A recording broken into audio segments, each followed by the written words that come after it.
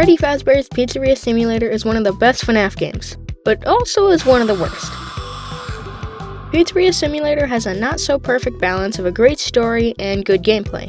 The game is the Night 6 of the FNaF games, being for extra lore and not really anything else. And this game is super lore-heavy, having probably some of the most important bits of lore to the franchise, being first with the security puppet, showing Charlotte Emily after what Afton did to her. And also we see the puppet possessing her, showing us how the puppet was given life, and this was the reason the puppet was able to give life to the other animatronics. This single event is the entire reason the FNaF lore exists, which is crazy to think about. The other super important minigame takes place right after the events of the security puppet, that being the Midnight Motorists minigame. On the surface, it seems like an innocent game where you dodge cars at a high-speed plane with the most fire soundtrack playing. But aside from that, when you're on the final lap close to the finish, you will see a hole, and if you go into said hole, you are transported to a separate minigame. This minigame directly follows Security Puppet, but from the perspective of Afton. People today are still trying to figure out what it all means. Why is Afton yellow? What is Junior's? Who is the person on the couch? Whose grave is this? Who is escaping to go to that place again? Nobody truly knows what Midnight Motorist is trying to tell us, and I think that's what makes it a great minigame. The only other lore-based minigame is Fruity Maze. This minigame is the one that tells us what Afton did to lure in his first victim, making Susie think that her dog who had been hit by a car was still alive, and that he could bring her to it. But her dog wasn't alive. It was still dead. And now Susie was too. Anyways, moving on from the lore parts of the game, let's talk about the gameplay, because it is just not as good. Let's just start off with saying that there is multiple things you have to look out for at once.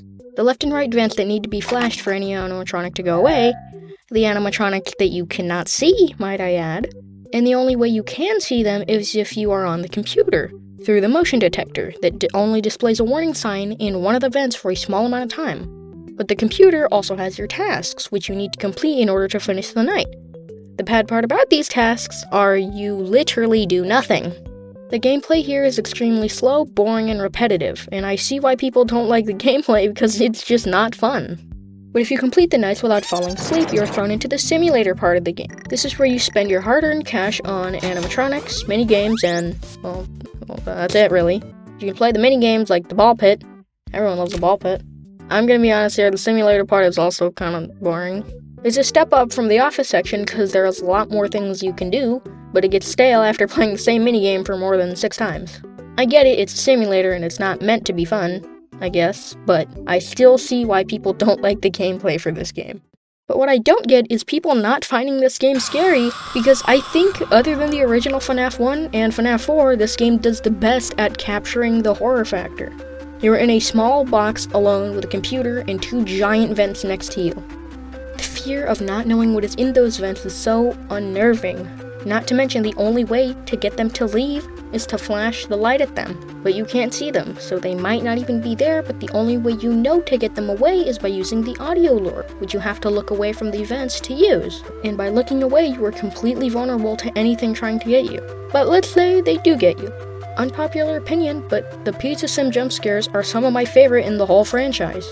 The scream will catch you off guard, and the unsettling look of the scrap animatronics are just so creepy. Let's move past the jump scares and back to the gameplay. Before you move on to the Pizzeria Simulator part of the game, after you complete your office tasks, you will be greeted by an animatronic, sitting across from you at a desk, as a mysterious man is speaking to you on a pre-recorded tape.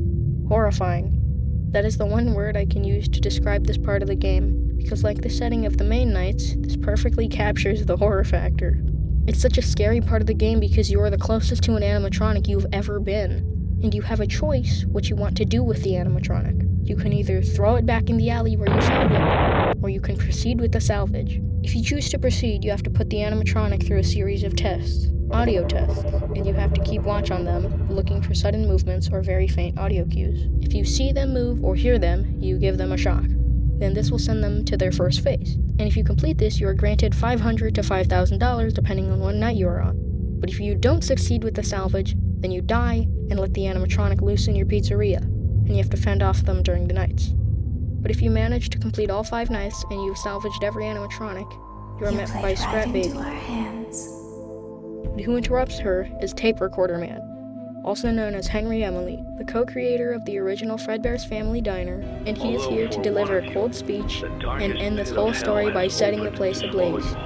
Okay, so I'm reading the script and that sounded kind of cringe. This is awkward now. But that was Pizzeria Simulator, the best worst FNaF game. To be honest, I think this game was more best than worst. I feel that the bad parts of the game are the office sections because they're just extremely boring, but the game does the whole horror game thing extremely well. And the lore this game brings to the table is also really awesome. So if you were to ask me what I would rank Pizzeria Simulator, I don't know, probably like an 8. It was pretty good.